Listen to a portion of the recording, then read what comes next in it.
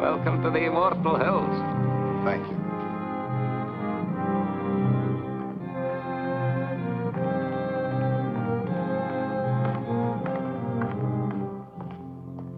So, by way of making you feel right at home, Bobby. Mr. Chairman. Come along, sir. After you. This is your place now, you know. Of course. It isn't as if you was any stranger here, Bob. Yes, but somehow this place all looks different to me. Like I never saw it before. Well, maybe I never had to. It's cold as an icebox in here. Oh, that thing hasn't worked in years. Cement holds the wet, you know, makes the air a wee bit Christmassy. Won't bother you none once you get down to work. I'm not sworn in yet. Oh, that's only for show, sir. Now, let me see if I got the list of committee men right. First, Chairman Robert Kraft, yourself. Mr. Honiger, Treasurer, your Uncle George, Secretary, and of course Mr. Trowbridge and Mr. Bates, making 5 in all, right? Right. If you can find me at any time, my dwelling straight across the boulevard, opposite the gate. Makes it nice, living so close to my work. Now, would you like to see the sights, sir? Give the roof a chance to catch the heat. Mm-hmm. If you care to make a tour, it's a bit warmer outside. That's quite a map. Oh, yes, sir. That's a map of the entire cemetery, down to the weeest speck of dust. Here we are, and here's my shed with the row stone, and there's the gate you come in. Certainly kept it up to date. There's a new mausoleum on there already. Aye. Oh, yes, sir. This map's going to be a big help to you, Bobby. Suppose you got a customer and you want to know what ground we can show him. This is where the map comes in. One look and quick as a wink, you know who's where and what's what. It's them pins that makes it so easy. The black ones stand for the ones that is already there, and the white ones for them as has made their arrangements for the future. Now, for example, here's my place. Lovely, isn't it, Bob? There. Sun in the morning, but gets those trees to give shade in the afternoon heat. McKee, you've been on this job now 40 years, right? Aye. Well, I guess the committee's right. It's high time we retired you. Nothing to worry about. Full pension. You draw the same check every month. I'm to be paid for nothing from now on. No, you're to be paid for 40 years of devotion. And that's something. Anyone in mind to replace you? Oh, I hadn't given it much thought, sir, but, there must be plenty of young and hard-muscled toffs would give the right teeth for my shoes. It's a lovely place to work. You're outside, near Mother Air. Well, let me know if you find somebody. Oh, I will. Yes, sir, that's quite a map.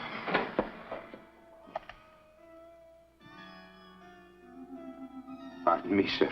I just wanted to show you where we keep this in case of emergencies. No need to worry, though. We haven't had none yet. Oh, you expecting visitors, sir? No, but that sounds like Stu Drexel. Oh, aye. Drexel and Pretty Beth Paris. Did I hear they was promised? Looks like they're hitched. She finally caught me, Bob. Bethy, many happy returns of the day. Stu, that's a great place you picked for a honeymoon. Oh, marriage has made me conservative. How about it, Mrs. D? Can I carry you over the threshold? I still don't think it's so very funny. I think it's positively awful if you really want to know the truth. Oh, Bethy, don't be that way. What's the trouble? How would you like to get a cemetery plot for a wedding gift? Now, Bethy, you know Pop never meant it for a present. It's just a formal, legal sort of thing. You see, Dad left part of my inheritance in trust for when I got married. One of the provisions was that myself and my wife had first-class accommodations here at the Immortal Hills.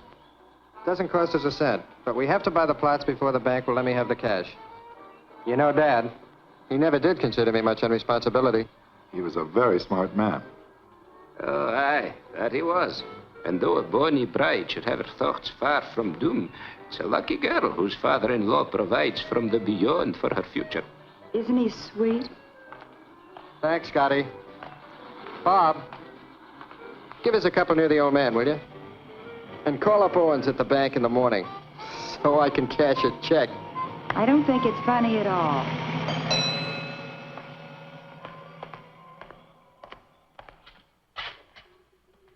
From the last administration, sir. Folks get a wee bit rocky when they come out here sometimes. Best to be prepared. Down the hatch.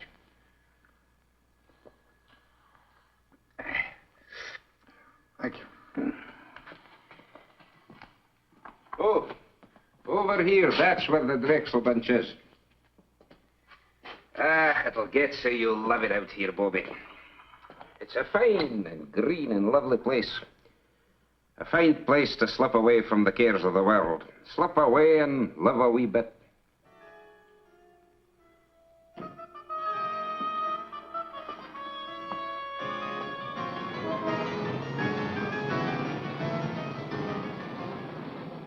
As retiring chairman of the Immortal Hills Cemetery Management Committee, George, I haven't got... it is now my very great pleasure to announce the appointment of Robert Kraft, president of Kraft's department. Now, George, don't shush me. You railroaded me into this. Now, wait a minute, Bob. It's your turn. Last year was his turn. The year before it was mine. Nobody refuses to take the chairmanship. Pardon us, Henry. President of Kraft's department store. Why? Nobody ever has. It's just not done, son. Well, can you give me one good reason why I should take over the management of a whole big cemetery when I'm up to my neck in my own business? As retiring Hold it. Of course I can. Tradition. Particularly for us Crafts. You always harp on dignity, honor, prestige. Well, how do you think we got it? Because your great-grandfather, your grandfather, and your father served on every community project, board, and committee that was ever created. They served for free, but they did it for business. That's what a fine family has to do in this town. And you can't refuse to do it without losing a lot of respect from our customers. And another thing, it's just not done. Well, pass me over till next year. I'm up to my ears. Bob, do you realize you're talking about only a few hours a month at the most? McKee, the caretaker, handles everything. All you do is show up once a week and sign the checks. It's getting late, George. Proceed, Henry. Raise your right hand. Well, what about Bill Honegger? Raise your right hand. Do you, Robert Kraft, swear to discharge the duties and responsibilities of this office faithfully and completely to the utmost of your abilities? I do. Congratulations, Bob. Thanks, Mrs. Trowbridge. Thank you, Uncle George. Okay, Miss Lane, you can put through his calls now. Thank you, Mr. Watson. I'll ring him for you now. Hello. There's a guy named Watson on the phone. Says it's urgent. You know him? Of Olds and Watson? Olds and Watson, you know. Oh, the Undertaker. Swell. Hello. Well, thank you very much, Mr. Watson. I'll do the best job I can. Yes, sir. Oh, you're kidding. Well, sir, don't worry about it. I'll take care of it myself. I'll be there within an hour. Yes, sir. Thank you. Well, what about this ad? Have to wait. I'm sorry. Well, now, call McKee. You don't have to go up there every time. This is different. Somebody prominent? Stu Drexel and his wife. Stu and Betsy. No.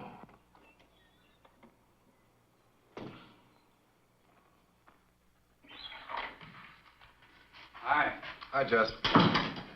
McKee, this is Mr. Jessup of the Milford Herald. Hi, Jessup. Oh, the west slope between the Pattersons and the Fenleys. What else is new? You were my big news for the day. Asked about plans for the coming year, Kraft revealed the Immortal Hills will install a drive-in bar to stimulate additional trade. I'm stuck with the obituary detail. Boy, it's cold in here. McKee, let's get that heat on that letter tomorrow. We better get ready for the interment. Aye, that'll be done, sir. And you better change the Drexel pins. Black instead of white. Oh, they already got black pins, sir. Oh, who changed them? Well, now, the last I remember was the very day they come out here to give you the order, and you stuck in 2 pins. Yeah, I guess that's right.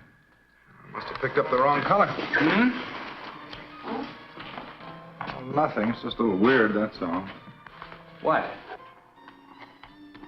Well, the kids came out here right after they tied the knot. They bought a couple of plots. Stu was complying with some technicality in his trust. And it was all very cute. We had a couple of laughs. And afterwards, I jabbed 2 pins in the map, white pins, I thought, just to make it official. And I hear today they've been killed. And the maps had them on the blacklist all the time. Okay, so what? Well, nothing. It just made me feel a little eerie, that's all. I think he means he marked the young couple for death, sir. Yeah, I guess that was it. That must have been the feeling I had.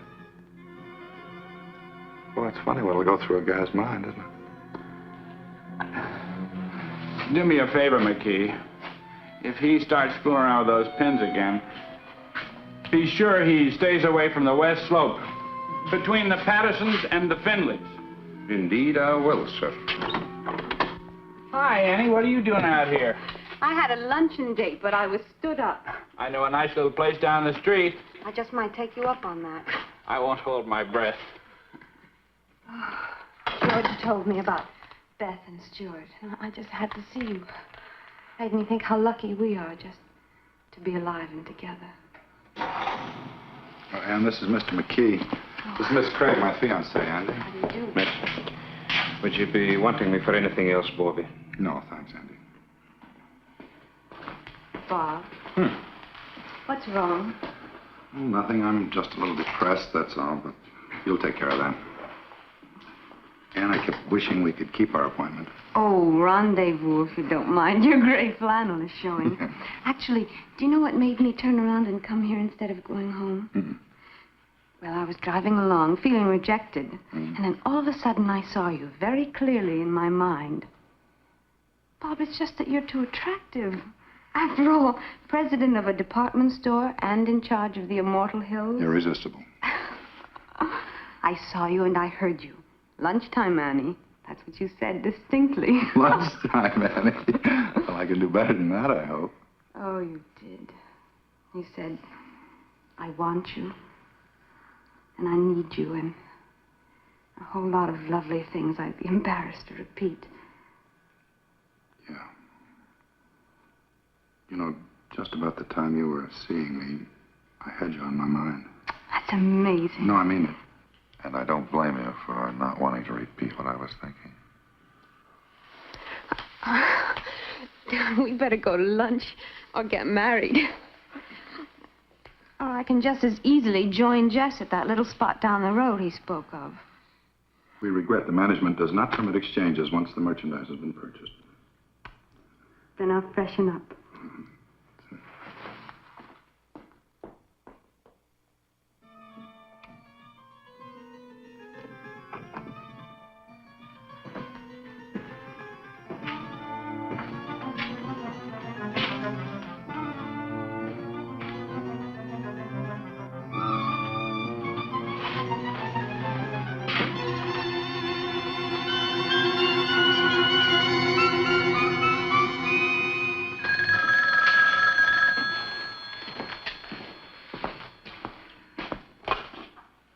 Immortal Hills, Kraft.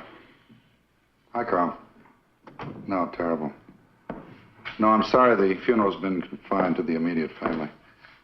Yeah, all right, Carl. I'll see you later.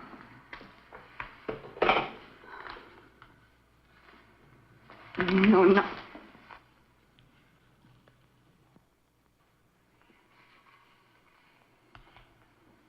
And right What? You're right. We are lucky to be alive. Be with each other. Come on.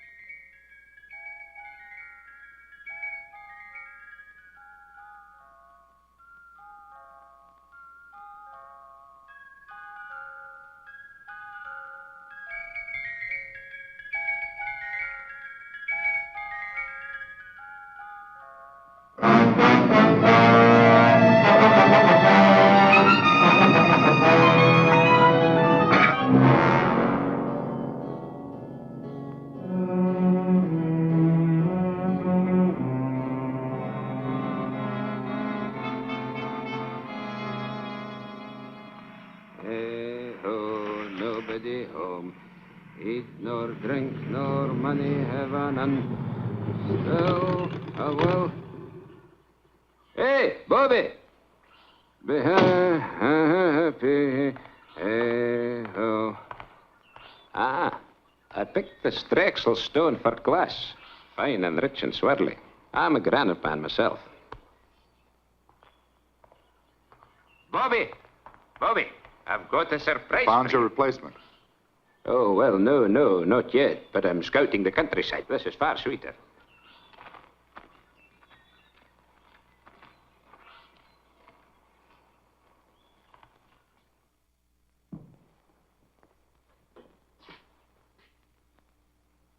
This is what I call getting things done. Okay, you should have been an executive.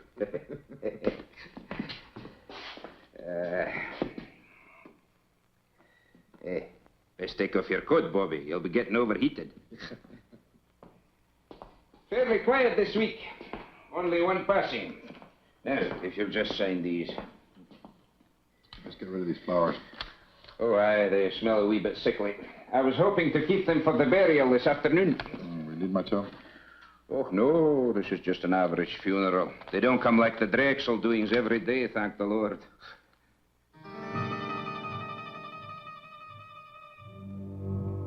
McKee, this bill for W. Isham. What's it for?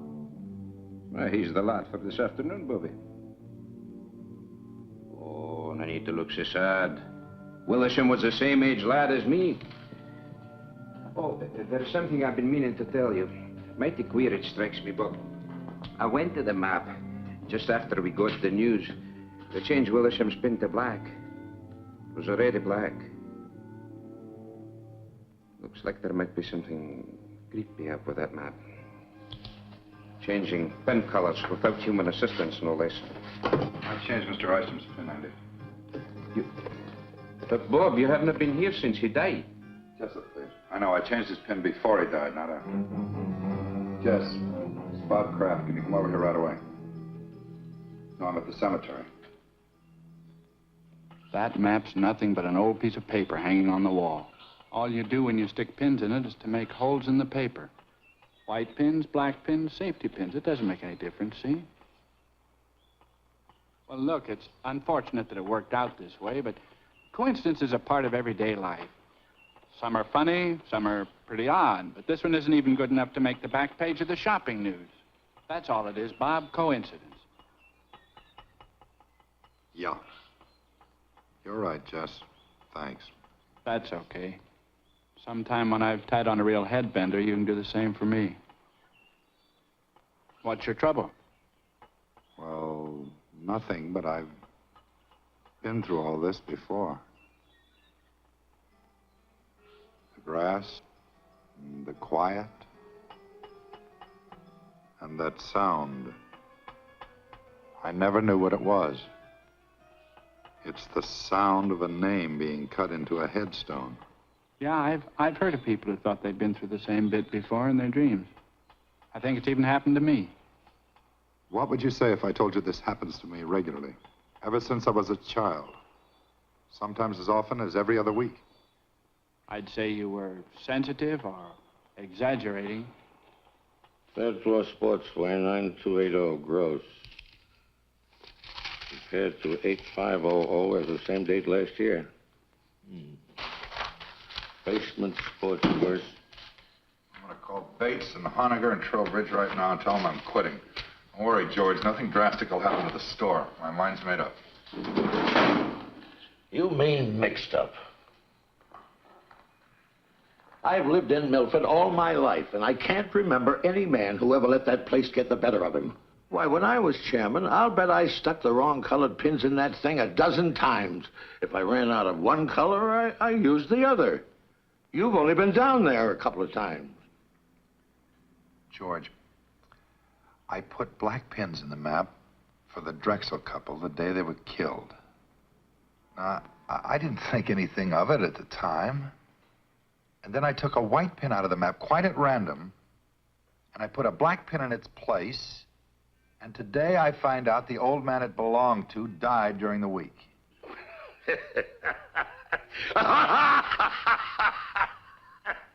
Bob, that's terrible. For heaven's sake, Bob, everybody loves a ghost story. Where's your sense of humor? You don't really believe that stuff you're telling me, do you? No. But I still think I may be learning something about myself.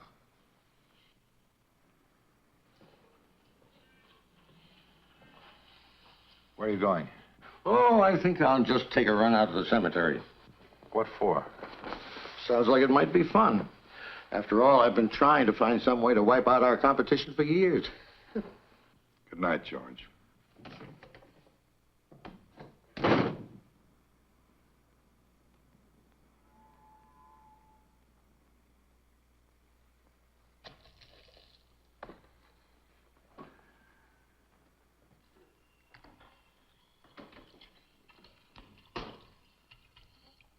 Want to take my car? All right.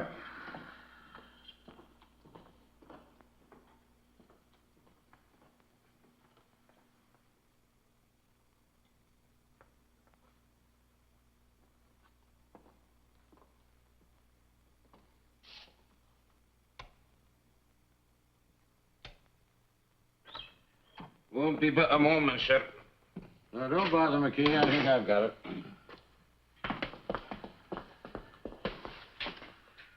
Oh, that'll be all, McKee. Is everything all right, Bobby? We'll see you later, Andy.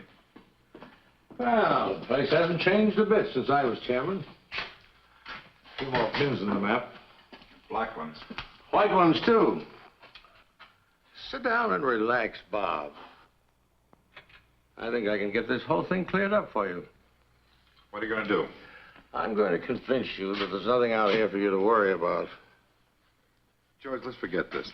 Bob, I said I'm just going to convince you. Well, George, suppose you took Henry Trowbridge's white pin out and put a black one in its place, and tomorrow morning he turned up dead. It's not a chance. Well, I know not a chance, but suppose by some weird coincidence it happened. Now, it's happened to me 3 times already. I deal strictly in facts, son. I don't go for this coincidence bunk. But if Henry Trowbridge even looks a little peaky tomorrow, you can resign and I'll back you up. Now, Henry Trowbridge, let me see if I remember. George, I just mentioned Henry as an example. Now, you're not going to use him. Why, Henry's as good a choice as anybody, considering he directly preceded you as committee chairman. Wait a minute, George. You better let me put the pin in. If you do the honors and nothing happens, it won't be quite as conclusive. By all means, let's not diverge from the established pattern. But I'll have you know I was no slouch when it came to pinning the tail on the donkey when I was a kid. No reflection on Henry. Go ahead, Bob.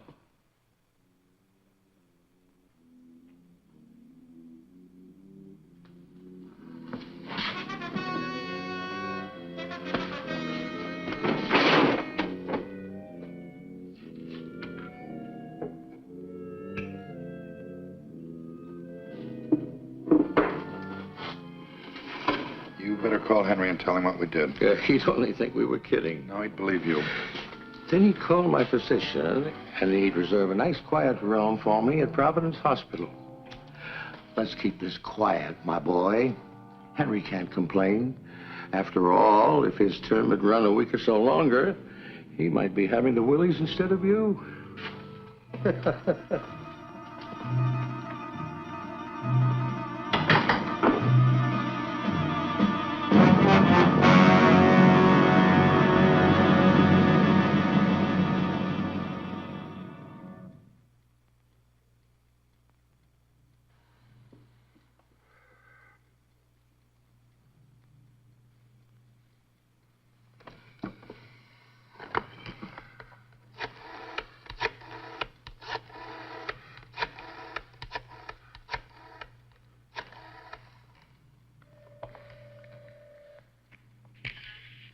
Hello, Miss Trowbridge. This is Bob Kraft. What are you doing up so late? Nothing serious. I just meant to call Henry earlier and it slipped my mind. Put him on, will you? Or if he's watching the movie and enjoying it, ask him to call me back during the commercial. No, Bob, just hold on and I'll get him. He's upstairs reading in bed, but I'm sure he's not asleep. Well, I hate to disturb him. You just hold the wire, Bob.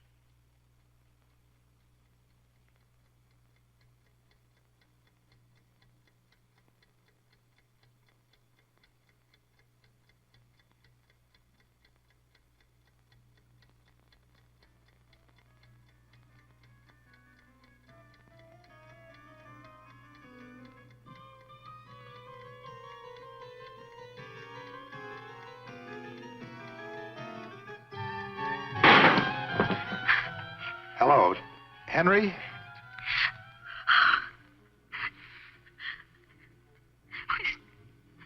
He's not breathing, Bob. I've got to call a doctor. I understand. I'll hang up right away. I'm terribly sorry.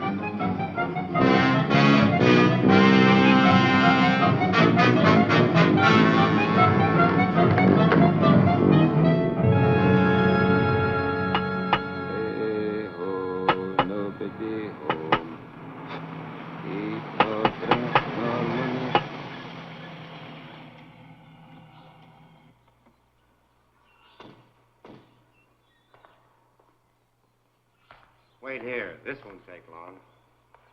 Morning. How do you do, sir?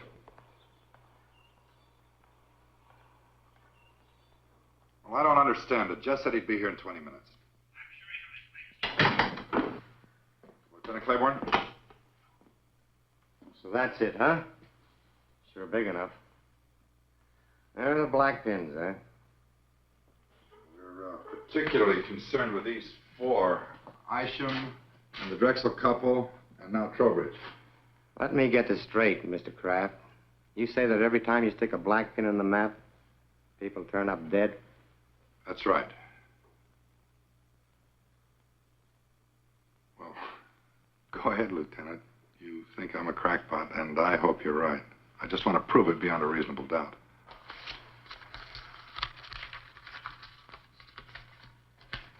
Stewart and Elizabeth Drexel, DOA, Emergency Receiving Hospital, result of highway collision. William Isham, cause of death, cerebral hemorrhage. Henry Trowbridge, coronary thrombosis. Well, the rule is this. Where no evidence of homicide exists on initial investigation, the matter will be dropped. Investigated, found nothing. Sorry.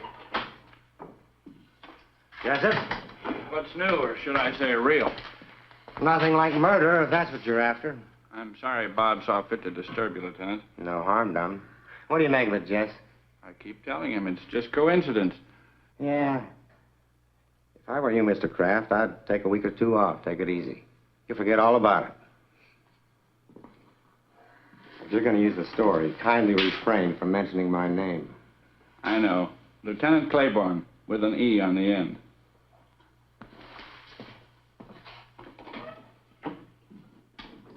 Boy, I think 4 deaths could appear so flimsy to a policeman. You never should have called the police. Claiborne's one of the best. Any other guy might have looked for a big, heavy book to throw at you. Yeah, maybe you're right. On the other hand, maybe that thing's dangerous.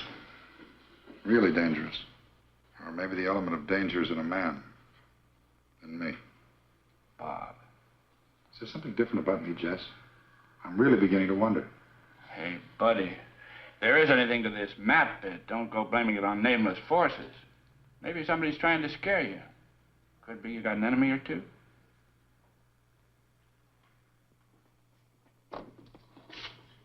Somebody using your desk, George.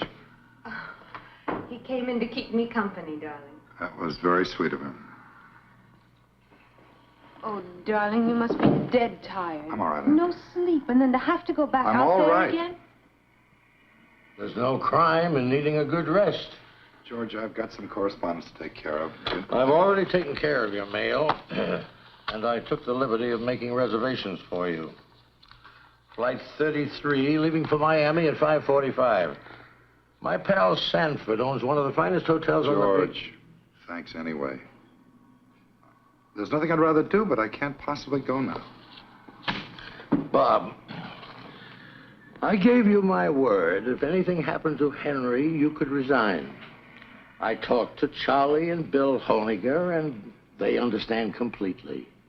It's all fixed, son. The situation's changed. Until this thing's cleared up, I'm not about to resign. Oh. And will you tell the others?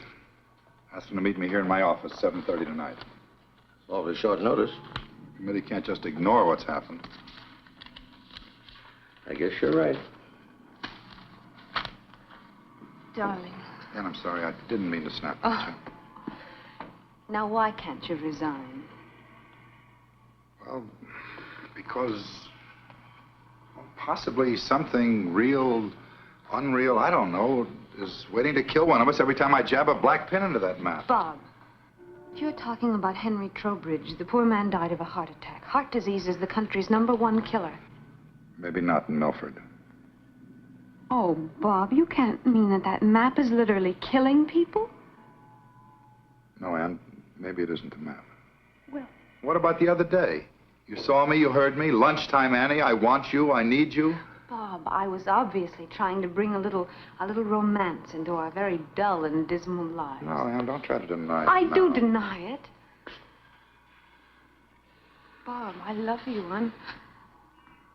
I'm not in any sort of occult thrall to you.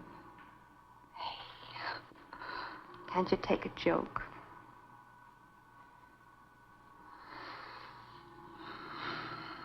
All right, then I was lying too. Does that bring you back to reality again?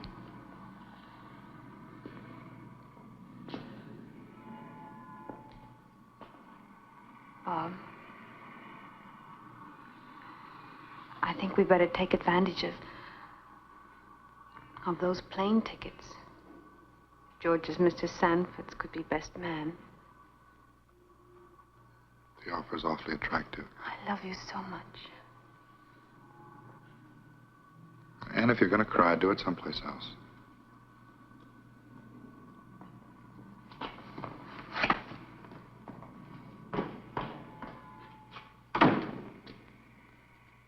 Now, Bob, it's real simple. We're willing to play ball with you. If you want to remain chairman of this committee, we wouldn't think of trying to dissuade you. Because we have confidence in you. Full confidence. All the confidence in the world, Bob.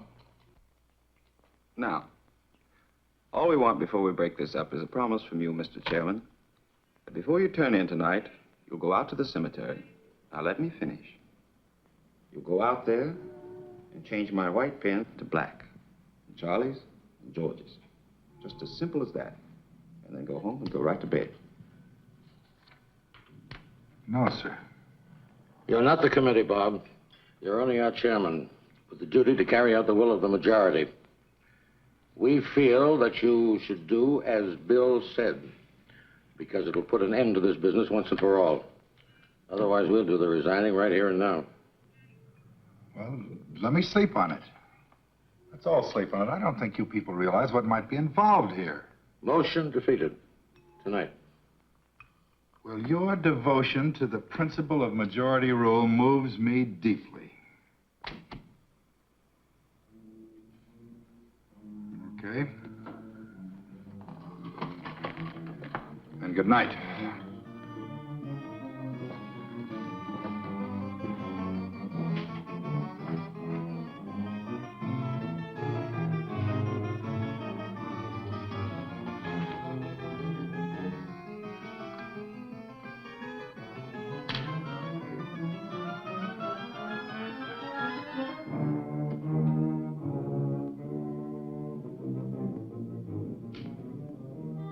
Charlie.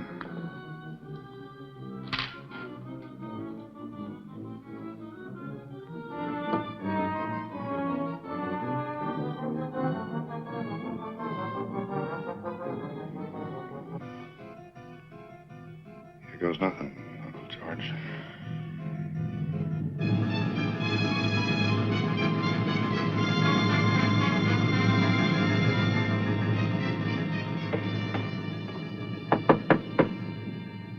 Who is it? It's me, Bobby. Open up.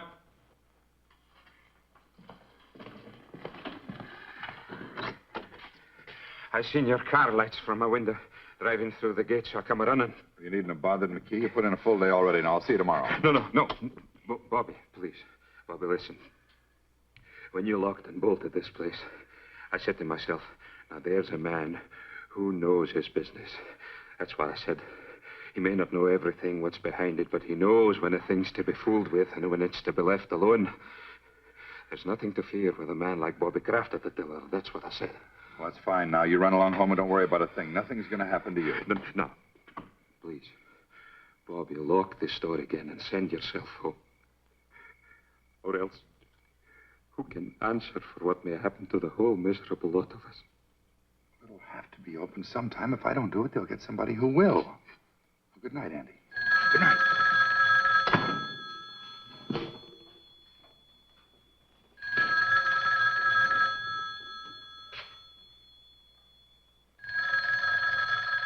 Andy, go home.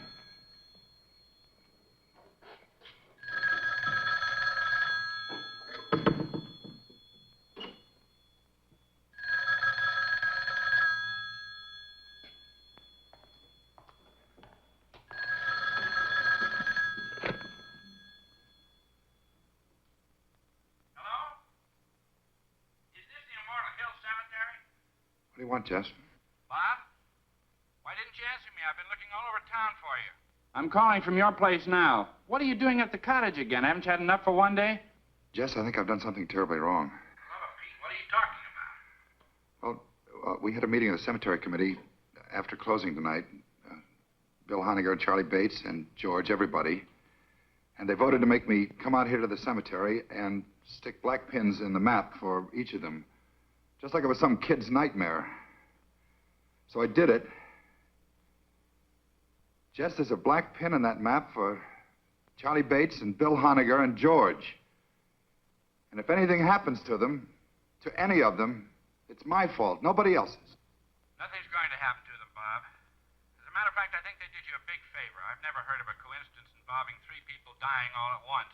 By tomorrow at this time, this whole big worry of yours will be nothing but a lot of hot air. Well, I hope you're right, Jess. I guess there's nothing for me to do but see this thing through. I think I'll check on him myself and see... Bob? Bob?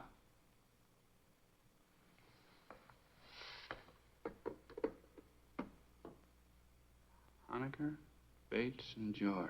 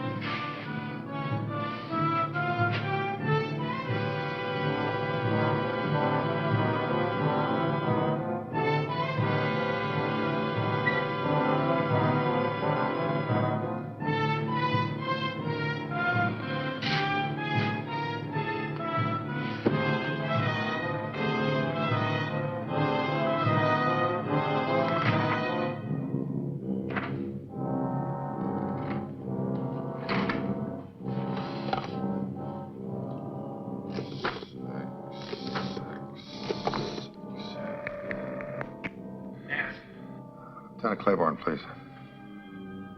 Homicide. This is Homicide, Sergeant Greer.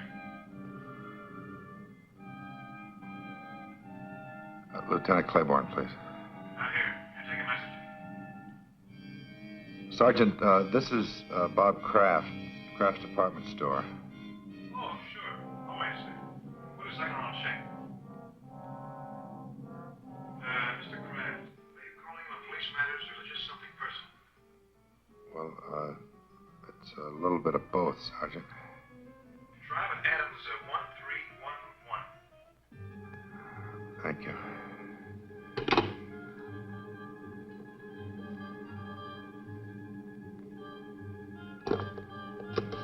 Adams 13.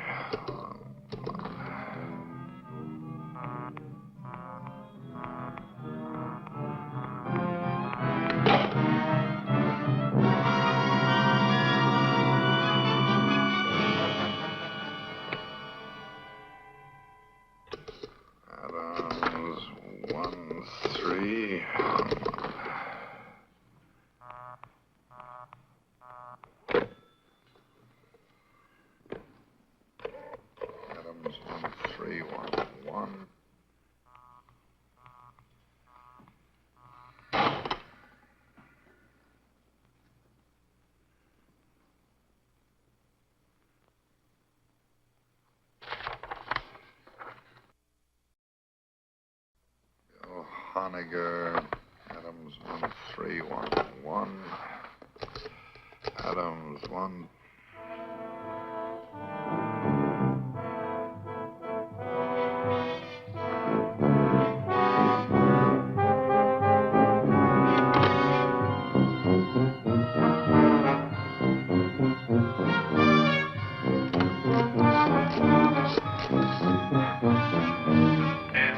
Homicide.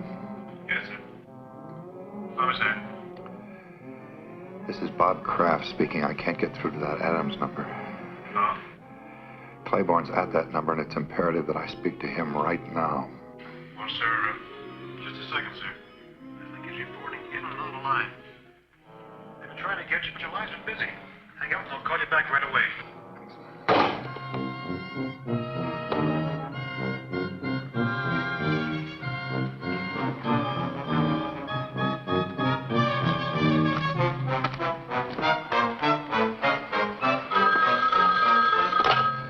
Something happened to Bill Honegger. Hello. Yes, Bob. Just, I'm expecting a call from Claiborne. Hang up. Call me back in 10 minutes. Claiborne's with me. Let me talk to him. He's not here now. What's wrong, Jess? Bill Honegger's dead. As soon as I found out, I routed Claiborne out of the sack and filled him in on the whole wild story. We were over at Honegger's in 10 minutes with 2 squad cars detailed to cover Charlie Bates and your uncle. How did Honegger get it? Well, he didn't. That's the trouble. What? Poor guy just dropped dead. Nothing out of the ordinary. Bates? Charlie Bates? They found him in his apartment. Say it. No homicide. He just stopped breathing. George? George, yeah. I called and told him about Honegger before I left for Claiborne's. By the time the police got there, George had already left. Well, they'll find him, Bob. Don't worry. I'll be waiting for word about George. Let me know.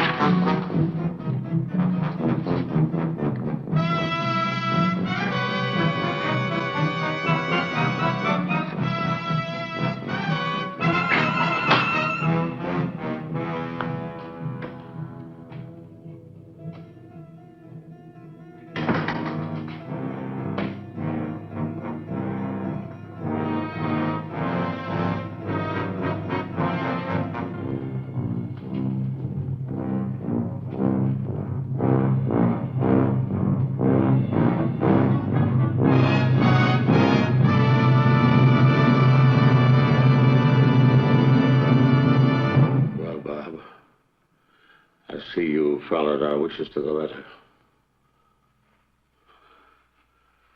Come on. I'll drive you home before you catch pneumonia.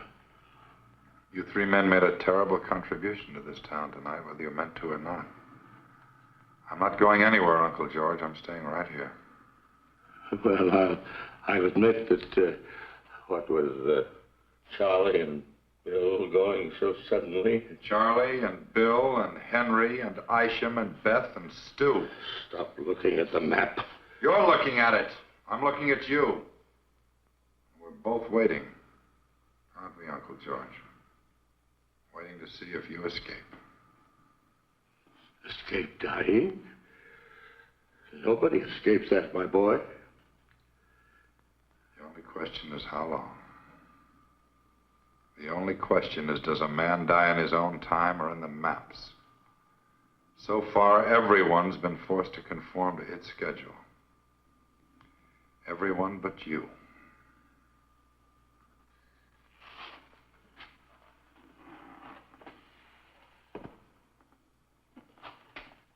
That puts me back on schedule. My own schedule.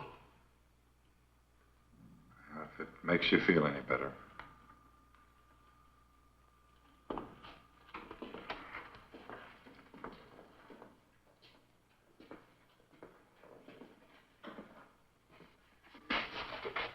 Let me tell you something.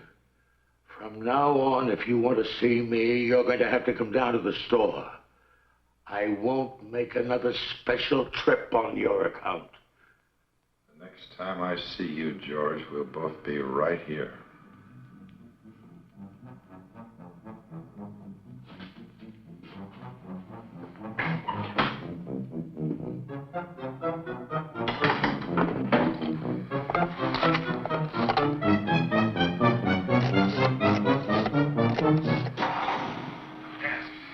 Homicide. Homicide.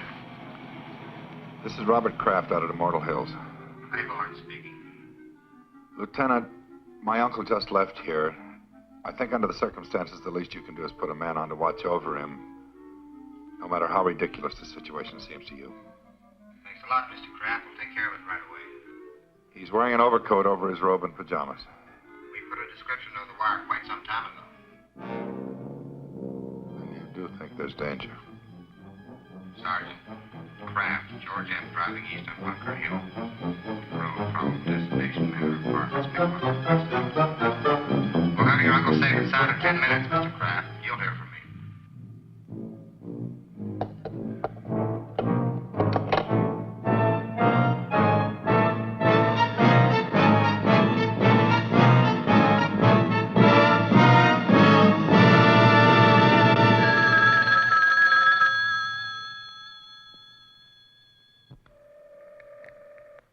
Are you sure your uncle was out there tonight? You didn't just think you saw him? I told you he just left here. That was 2 hours ago, and no sign of him anyplace. I put out on all points after the first hour. He's not on the road, and he's not home. Hold the wire, Lieutenant.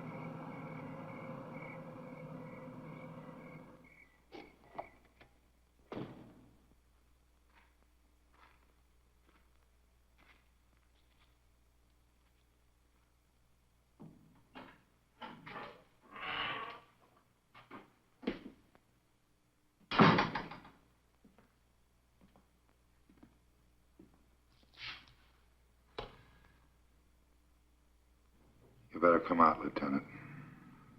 He's still here.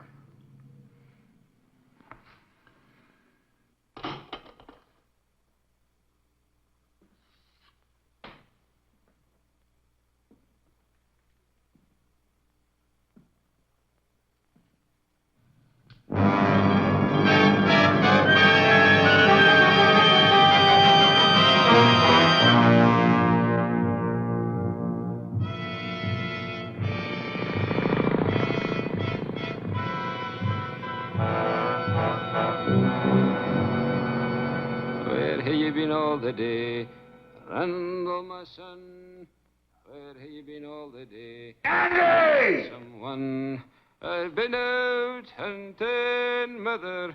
I've been out hunting, mother. Make my bed soft, mother. Make my bed soon, for I'm sick. Andy!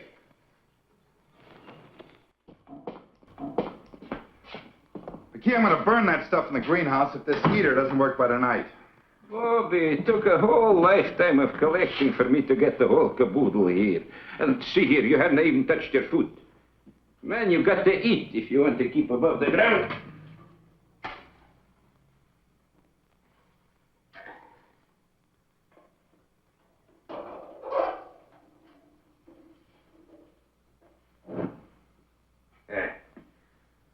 Lights for me, Bobby. Of course, I can't answer for what happens after sundown.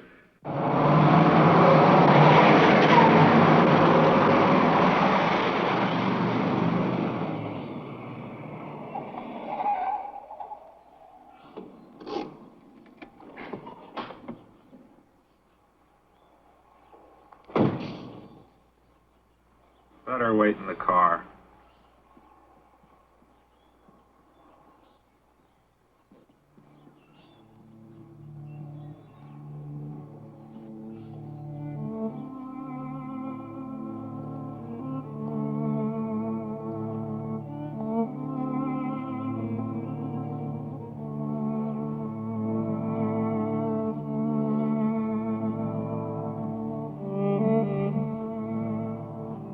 Irresistible. Aren't I crazy? Completely. I'll never change, I'm afraid. Annie, I'll see you later. Bob, please. I take it back. What? That day in the car, I did see you and I did hear you. I really did. I should never have denied it. It's all right, Annie. I'll see you later.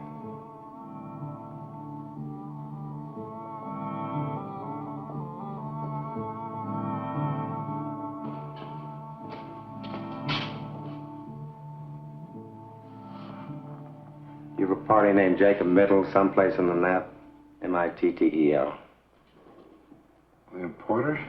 Sure. You know him? Yeah. We contact the French designers through Mittel. Matter of fact, he's in Paris now. Better strike him out. Jenny? Go ahead.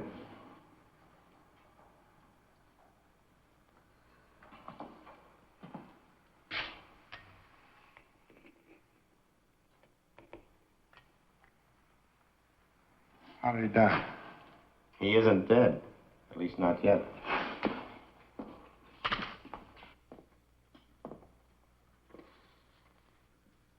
I know what you're thinking, Mr. Kraft. You're thinking that we tricked you into killing Jacob Mittel. Well, you're 100% right, so try to relax, huh? This one's on the police. You see, Jacob Mittel's in the prime of life. No previous major illnesses, no record life expectancy, exceptionally good. And he's in Paris with all that ocean water to protect him from this mess. Up until now, all the deaths have been confined to the local area. If it strikes somebody on another continent, then we've really found something. I knew I should have gotten rid of those pins 4 days ago. Even the map, the whole thing, out. What I want to know is, what are you going to tell the district attorney is responsible for these deaths? We gave this case a real full-dress investigation, Mr. Kraft. Questioned you and all the other suspects and witnesses until a point of comedy. Found nothing. No motive, no opportunity, no suspect, no crime, no weapon. Except 7 pins went in. And the 7 people died, not 1, 7. Who put in those pins? You did, all 7. Other chairmen and so on have been putting pins in that map for years, and nothing happened. But with me, it isn't impossible for a certain kind of man to be endowed with powers that nobody'd ever dream he could have. A lot of scientists claim that. Maps and pins can't kill alone. The power of a human brain has to be behind them. Like in the Indies, I guess, those voodoo dolls you hear about. Witch doctor sticks pins in the thing until the guy in question is jinxed into dying. Of course, I know he didn't mean to kill anybody.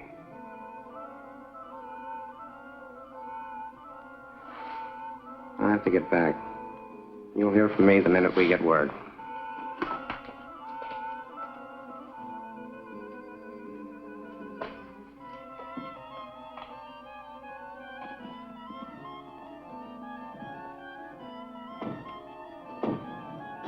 I think I'd best be running along, too. Bob. I think so.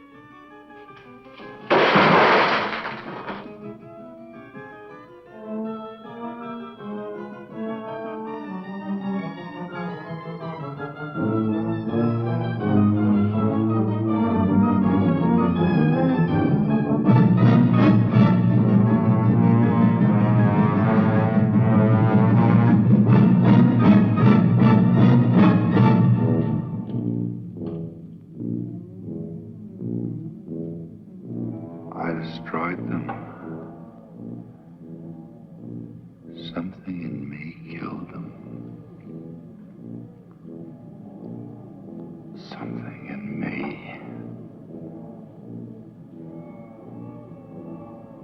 But I couldn't refuse the job. Not a man with my reasoning power.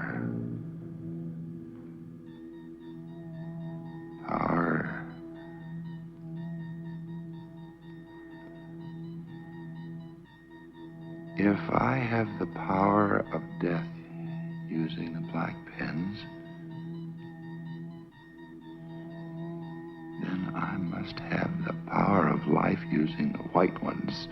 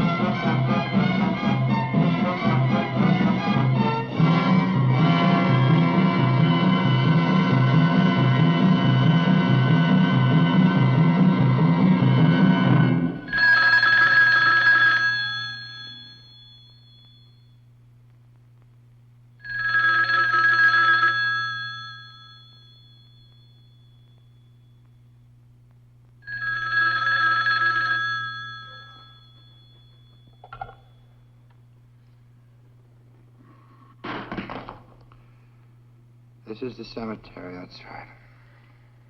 This is Rosamund Middle. Rosamond, I don't... Yes? Can't you hear me? This is Rosamund Middle. Jay's wife. Rosamond, yes. Just received a cable, Bob. Can't you hear me? You just received a cable from Paris, France. That's right. I'll read it again. Regret, Jacob W. Middle died in Hotel Royale. Body awaits disposition. Signed American Embassy, Paris, France. He died there. Died in Paris, France. Died. Jacob W. Middle. Impossible.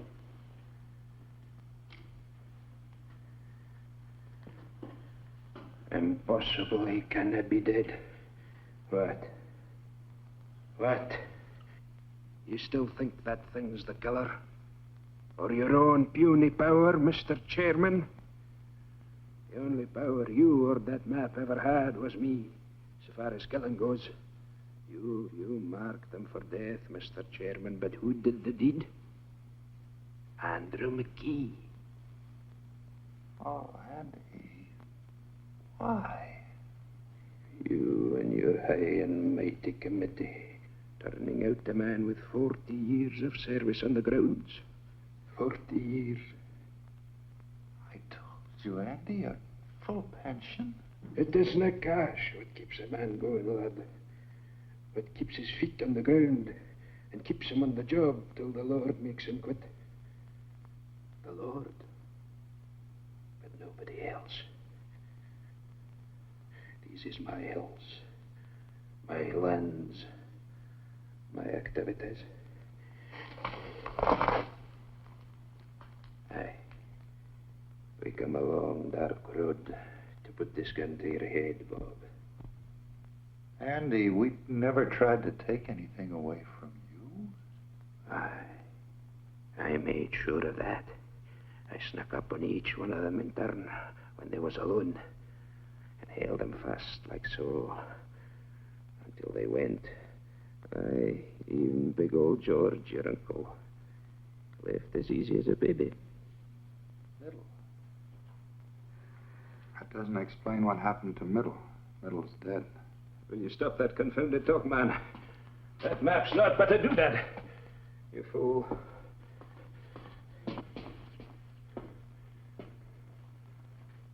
There's nothing to fear here.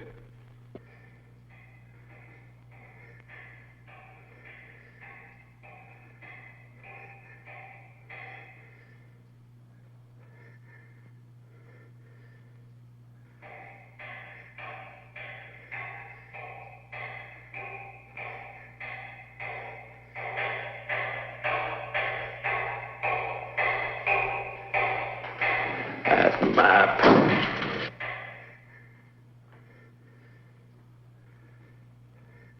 Andy, talk about something else, quick. It's important. We're finished with talking. Finished you are with maps and pins black and white. Talk about something else, I said. It's important right now. Talk about anything else. Now.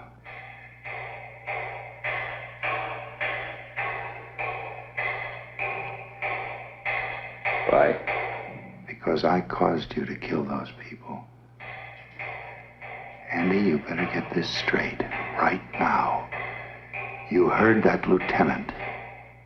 It's possible for some people to have things inside them that make other things happen.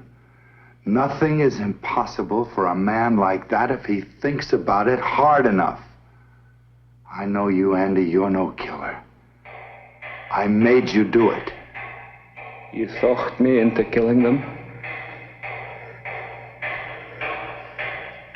Then they could all be back. Andy, I never knew it. How'd you come from that? That noise. Can't you hear it?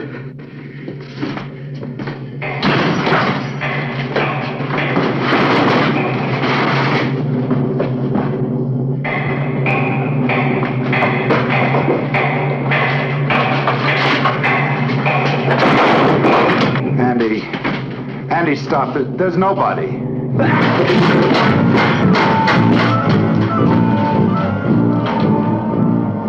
They could all be back. They could all be back. Stop.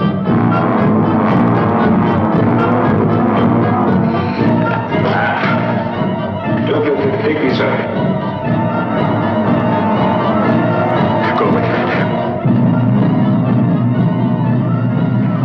You should have stuck in them white feathers for me. But now it's too late. Too late.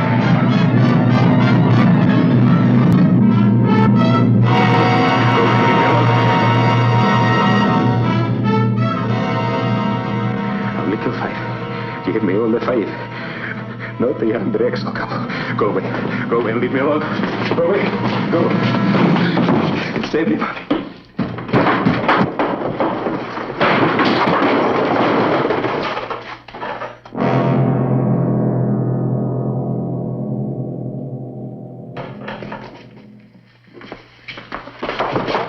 He's dead, Lieutenant. All right, forget the normal procedure. Get him out of here.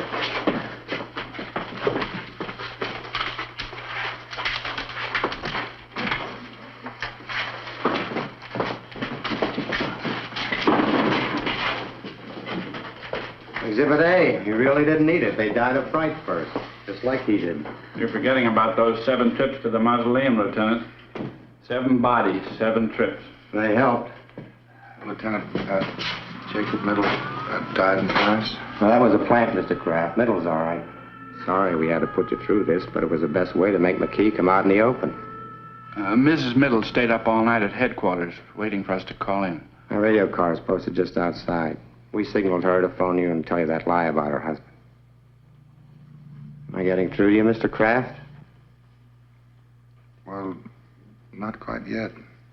We watched him, Bob. He actually managed to unearth all 7 of them. Wonder what got into him. It was those white pens.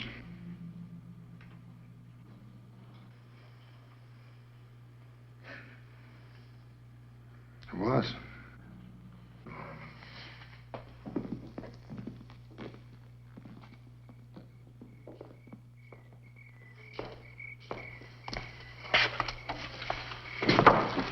Annie, I've lost my overcoat. Oh, where? Which one? I'll get it. No, never mind.